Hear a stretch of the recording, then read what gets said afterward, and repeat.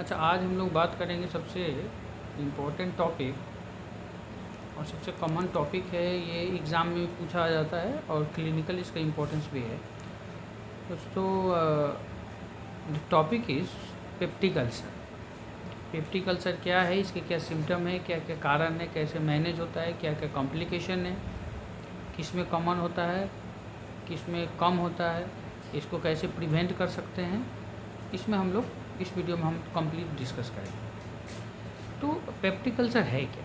ठीक है, अल्सर सबसे पहले समझिए कि व्हाट इज अल्सर। अल्सर किसको कहते हैं? कोई भी अगर स्किन ब्रीच अगर होता है, स्किन ब्रीच मीन्स कि कोई भी स्किन का लेयर अगर हट जाता है तो उस एरिया को हम लोग अल्सर बोलते हैं। कोई स्किन अगर कहीं से हट गया, घाव हो गया वहाँ पे, तो दैट इज़ योर अल्सर। ये सुपरफिशियल भी हो सकता है, मतलब ऊपर भी हो सकता है, और पेट के अंदर भी हो सकता है, या किसी ऑर्गन के अंदर भी हो सकता है, बाहर भी हो सकता है। अगर स्किन में हो गया तो आप इसको कह सकते हैं कि सुपरफिशियल अल्सर है, और अंदर है तो इंटरनल अल्सर बोल सकते हैं। ठीक है, तो पेप्टिक अल्सर एक तरह का क्या है, ये अल्सर है जो स्टमक के एरिया में होता है। अब देखिए कि स्टमक जो है, अब गैस्ट्रोइंटेस्टाइनल जो सिस्टम है इसका पार्ट आप जान रहे हैं कि ओरल कैविटी से शुरू होकर के और एनन कलान तक जाता है। ठीक है, तो ये है आपका स्टमक का एनाटोमी। तो दैट इज योर इसोफेगस, और ये ऊपर का जो एरिया है that is called your fundus, और ये इतना एरिया है इसको बोलते हैं बॉडी, और ये जो लोअर पार्ट का एरिया जो है इसको बोलते हैं पाइलोरस। तो सबसे कॉमन एरिया आपको यहाँ है पेप्टिक अल्सर होने पर, बिकॉज ये टोटल आपका स्टमक का एरिया जो है पेप्टिक जूस प्रोड्यूस करता है। ठीक है, और जब पेप्टिक जूस प्रोड्यूस करेगा तो ये टोटल पेप्टिक जूस कहाँ आएगा, ये इस एरिया से निकल के और ये आपको डुओडेनम में जाएगा। इसके आगे है पाइलोरस, के आगे क्या है, डुओडेनम। तो यहाँ से सेक्रीट होकर के और टोटली, तो ये ग्रेविटी के कारण ये क्या आएगा, यहाँ आएगा। ठीक है, तो ये है ग्रेटर कर्वेचर, नीचे को बोलते हैं लेजर कर्वेचर, ये वाला। तो यहाँ पे आपका पेप्टिक अल्सर का मेन पॉइंट होता है। तो इसीलिए जो स्टमक पेन होता है पेप्टिक अल्सर में, वो इपीगैस्ट्रिक रीजन में होता है। ठीक है, तो ये है आपका गैस्ट्रोइसोफेजियल जंक्शन, जहाँ पे स्फिंक्टर रहता है कि एक बार अगर यहाँ से खाना अगर आ गया तो फिर ये इसको प्रोटेक्ट करता है फिर इसोफेगस में आने से। अगर इसोफेगस में आ गया तो फिर ये बाहर आएगा, इसी को हम लोग क्या कहते हैं, वोमिटिंग कहते हैं। ठीक है, तो दैट इज़ द एरिया कि आपको पाइलोरिक रीजन में सबसे कॉमन साइट है, बाकी जगह भी होता है। ठीक है, लेकिन सबसे कॉमन साइट है आपको पाइलोरिक एरिया। ठीक है, यहाँ भी एक अल्सर होता है, इसको बोलते हैं बैरेट अल्सर। ये इसोफेजियल और स्टमक के जो एरिया में होता है उसको बैरेट इसोफेगस बैरेट अल्सर बोलते हैं। ठीक है, ये क्यों होता है, ये जब फूड का कंटेंट खाए आप स्टमक से होकर के पाइलोरस से होकर डिओडेनम में जाना चाहिए, वो आपको ऊपर में ठेल करके वो आपको ऊपर इसोफेगस में आ रहा है। तो यहाँ पे जो लेयर है, जो इसोफेगस का लेयर है, वो स्टमक के लेयर से अलग होता है। तो स्टमक का जो मोटा एक लेयर होता है कंबल की तरह, इसको बोलते हैं रूगीज। ठीक है, तो रूगीज क्या करता है, इट इज़ मिंट फॉर, ये बना हुआ है किस लिए, ये जो यहाँ एसिड बन रहा है स्टमक उसको वो प्रोटेक्ट कर सकता है। ओके, तो ये यहाँ तो इसके पास एक लेयर है, ये एक यहाँ से एक समझिए कि यहाँ से एक टोटल चारों तरफ से एक मोटी लेयर है जो गैस्ट्रिक जूस को ये स्टमक वाल को डैमेज नहीं करती है। लेकिन ये इसोफेगस है, इसको यहाँ पे वो लेयर है नहीं, तो ये क्या होगा, तो ये अगर गैस्ट्रिक कंटेंट ऊपर जाएगा तो ये गैस्ट्रिक जूस के कारण ये डैमेज होता है। इसको बोलते हैं बैरेट अल्सर या बैरेट इसोफेगस। ठीक है, that is the area where your carcinoma is common. Carcinoma pre cancerous, Barrett oesophagus क्या है कि प्री कैंसरस स्टेज है, यहाँ कैंसर बहुत कॉमन होता है अगर आपका बैरट इसोफेगस अगर डेवलप करेगा ना। पेप्टिक अल्सर, अब देखिए ये एरिया है तो नॉर्मली ये एरिया प्रोटेक्टेड रहता है, लेकिन कुछ कारणवश क्या है कि ये एरिया सपोज वीक हो गया। और क्या क्या कारण हो सकता है, जो पर्सन स्मोकिंग कर रहा है, जो पर्सन ड्रिंकिंग कर रहा है, जिसका आपका वेट ज़्यादा है, बीएमआई ज़्यादा है, जिसका फूड हैबिट्स ख़राब है, और एक यहाँ इन्फेक्शन के कारण ये अल्सर होता है जिसको बोलते हैं आपको एच पाइलोरी इन्फेक्शन। तो एच पाइलोरी इन्फेक्शन के कारण gastric ulcer is very common. ठीक है, अब समझ में आया अल्सर क्या है, पेप्टिक अल्सर क्या है। तो पेप्टिक अल्सर कॉमनेस्ट है पाइलोरस एरिया में, वो फंडस एरिया में भी हो सकता है स्टमक का, और वो आपका बॉडी में भी हो सकता है। ठीक है, क्या सिम्टम आएगा, सिम्टम इनिशियली अगर अल्सर अगर बहुत छोटा है, सुपरफिशियल लेयर को भी सिर्फ इफेक्ट किया है, तो क्या होगा, पेट में दर्द होगा,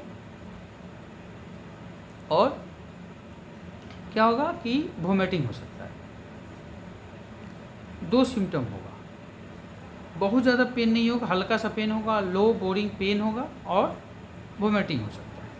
उससे ज़्यादा होगा तो क्या होगा, वहाँ से क्या होगा, अल्सर से ब्लीडिंग होने लगेगा। ब्लीडिंग हो करके वो आपका स्टूल के साथ ब्लड वो मिक्स होके बाहर आएगा, तो आपको क्या होगा, टैरी कलर स्टूल होगा, स्टूल मिक्स्ड विथ ब्लड। ठीक है, अब वो धीरे धीरे अगर उसका आप इलाज नहीं करेंगे तो वो धीरे धीरे और डीप लेयर में जाएगा। ठीक है, और वो डीप लेयर में जाके क्या करेगा, अगर ये डीप लेयर में अगर जाता है, ये यहाँ अगर सपोज यहाँ अल्सर है, अगर ये डीप जाएगा तो यहाँ क्या करेगा, ये इसको फोड़ देगा। तो इसी को कहते हैं पेप्टिक अल्सर परफोरेशन, जो पहले बहुत ही कॉमन था। ठीक है, तो ये क्या करेगा, परफोरेट करेगा, यहाँ स्टमक आपका रेप्चर हो जाएगा, फट जाएगा, गैस्ट्रिक कंटेंट पूरे आपका एब्डोमिनल कैविटी में, पूरे पेट में, ये जो है यहाँ से एब्डोमिनल कैविटी है पूरा ये, तो ये पूरे पेट में फैल जाएगा, पूरा फैल के इन्फेक्शन कर देगा, जिसको बोलते हैं पेरिटोनियल कैविटी के इन्फेक्शन को क्या बोलते हैं, that is called your peritonitis. Infection is peritoneal cavity is called peritonitis. ठीक है, तो अब तो स्टेज 1 में पेन होगा, वोमिटिंग होगा, या सिर्फ पेन हो सकता है। स्टेज 2 में क्या होगा, गैस्ट्रिक अल्सर के कारण ब्लीडिंग होगा, ब्लीडिंग टैरी कलर स्टूल होगा, पेन और वोमिटिंग बढ़ जाएगा। थर्ड स्टेज में अगर इलाज नहीं हुआ तो क्या होगा, यहाँ से परफोरेशन हो सकता है, इसको बोलते हैं परफोरेशन ऑफ गैस्ट्रिक अल्सर। ठीक है, तो ये हो गया, परफोरेशन करके गैस्ट्रिक कंटेंट क्या हो जाएगा, ये आ जाएगा बाहर, आपको पूरा पेरिटोनाइटिस कर देगा। ठीक है, कभी कभी क्या होता है, एक अल्सर नहीं होकर के छोटा छोटा पूरा एरिया में ही आपको अल्सर होता है, छोटा छोटा बट वेरी सुपरफिशियल। ठीक है, तो जो जंक फूड ज़्यादा खाते हैं,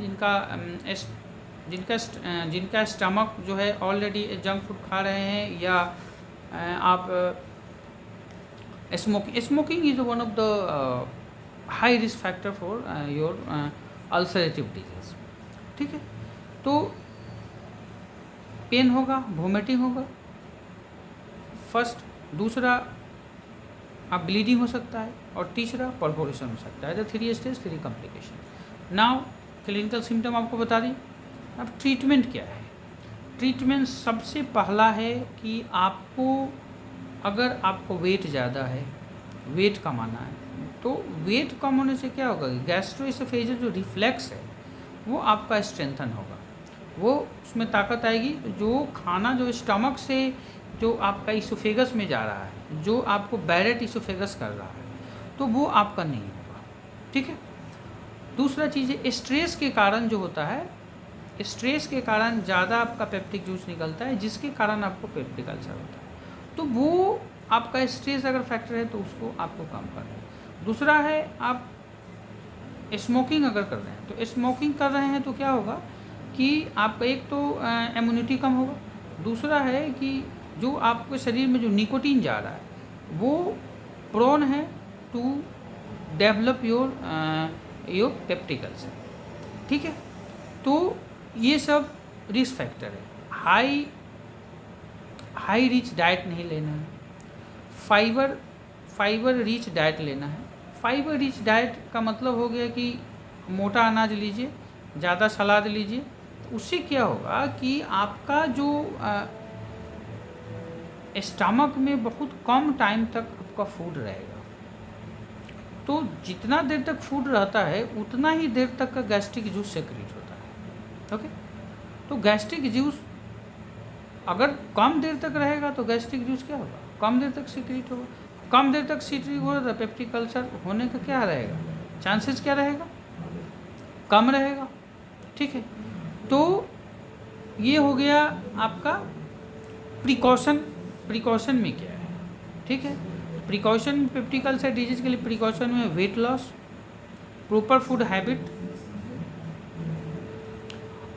हाई कंटेंट ऑफ फाइबर लेना है, ठीक है। मोटा अनाज लेना है, रफेजेज लेना है, ठीक है। इतना आपका प्रिकॉशन करना। अच्छा, अब ट्रीटमेंट मोडेलिटी क्या है। ट्रीटमेंट मोडेलिटी दो हो सकता है, एक आपका एक तो प्रिकॉशन बताया, दूसरा है कि पेप्टिक अल्सर हो गया तो क्या करेंगे। तो अगर पेप्टिक अल्सर सपोज आपका डेवलप कर गया तो आपको इसमें दो किस्म की दवा है। एक तो हम लोग पीपीआई देते हैं। What is PPI, proton pump inhibitor.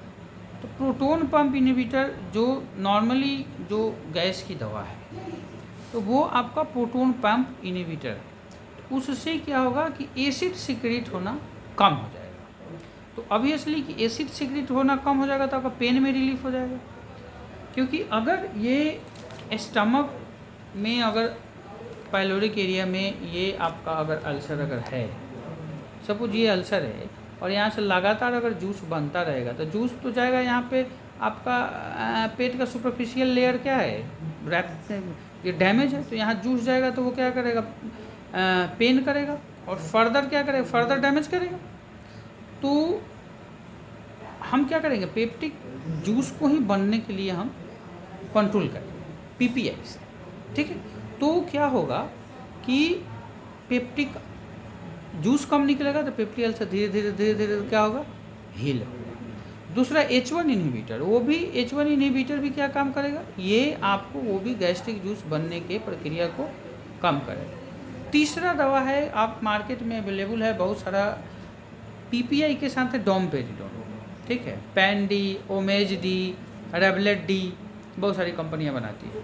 तो पीपीआई के साथ अब क्या हो गया, डोमपेरिडोन। तो डोमपेरिडोन का क्या है कि वो ये फास्ट मूव कराता है यहाँ फूड को, क्या कराएगा, फास्ट मूव। स्टमक में जैसे आया तो आप अगर डोमपेरिडोन ले रहे हैं तो ये जल्दी पेरिस्टाल्टिक मूवमेंट बढ़ा देता है, जिसके कारण इसका मूवमेंट तेज़ी से होने लगता है। तो एक तो आप कर रहे हैं कि आप पीपीआई दे करके क्या किए कि आप गैस्ट्रिक जूस को ही बनना है आपने कम कर दिया। दूसरा है कि आपने टाइम जो लग रहा था स्टमक में जितना देर, उस टाइम को भी अपने रिड्यूस हो, तो दो फायदा हो गया कि जूस भी कम बना, टाइम भी कम रहा। तो उसके कारण क्या होगा, ये अल्सर धीरे धीरे क्या होगा, हील होने लगेगा। अब देखिए एक आपको कारण बताए थे एच पाइलोरी इन्फेक्शन।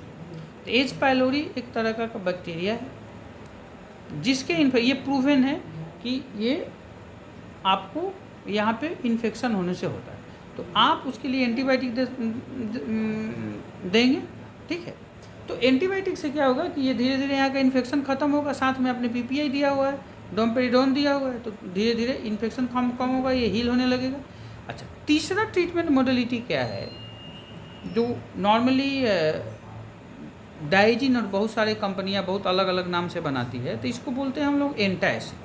तो एंटासिड का क्या काम है, एंटासिड क्या करता है कि यहाँ अल्सर है तो इस एरिया को ही अगर एंटासिड ले रहा है तो इस एरिया को ये कवर कर देगा, एक सुपरफिशियल लेयर बना के इसको कवर कर लिया।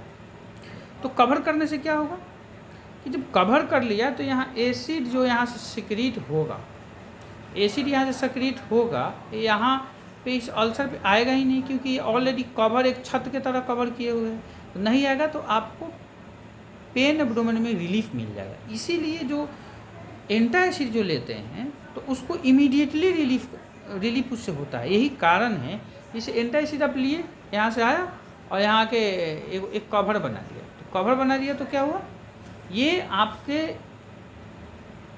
पेन को रिलीफ कर दिया, क्योंकि एसिड यहाँ पर पड़ेगा तो ये पेन होगा, तो आपको आराम होगा। लेकिन इसका साइड इफ़ेक्ट क्या है कि जब आप, क्योंकि ये हील तो नहीं हो रहा है ना, हाँ एसिड आपका उतना ही बन रहा है, ठीक है।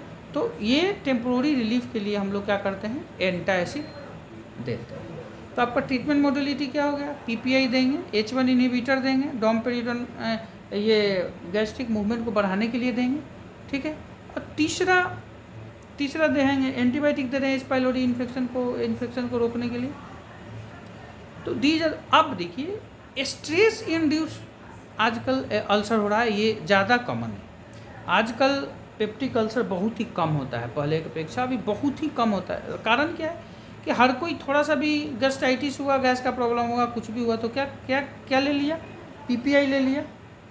तो पीपीआई लेने से क्या होगा, गैस्ट्रिक जूस बनना कम हो गया, तो वो फर्दर ये आपका अल्सर बड़ा नहीं हो पाता है, डेवलप नहीं कर पाता है। तो इसीलिए आजकल पेप्टिक अल्सर का जो इंसिडेंट है बहुत कम गया है। लेकिन अब क्या हो रहा है कि पीपीआई ले रहे हैं, लेकिन अलग अलग एरिया में छोटा ड्रॉपलेट्स की तरह हल्का आपको पेप्टिक अल्सर डिजीज़ हो रहा है, ठीक है। तो ये 3-4 मॉडलिटी हो गया ट्रीटमेंट का। अब क्या है कि सपोज यहाँ पे अगर आपने इलाज नहीं कराया, नेग्लेक्टेड कोई है, नहीं इलाज कराया, तो क्या होगा, यहाँ परफोरेशन हो जाएगा, ये फट जाएगा। अब पूरे पेट में क्या हुआ, फैल गया। तो क्या करेंगे, इसका करते हैं ऑपरेशन, ठीक है। ड्रेनेज करेंगे और इसको यहाँ से काट के हटा देंगे और इसको इससे जोड़ देंगे, ठीक है। तो पाइलोरिक एनास्टोमोसिस कर देंगे, तो वो है आपका ऑपरेटिव प्रोसीड्यूर, ठीक है। तो जिसमें आपका परफोरेशन होने के बाद ऑपरेशन करते हैं, ठीक है। These are the nutshell about the peptic ulcer and management and sign and symptom and your treatment. Okay, कुछ भी दिक्कत हो, कुछ भी जानना चाह रहे हैं, मैसेज कीजिए, कमेंट कीजिए।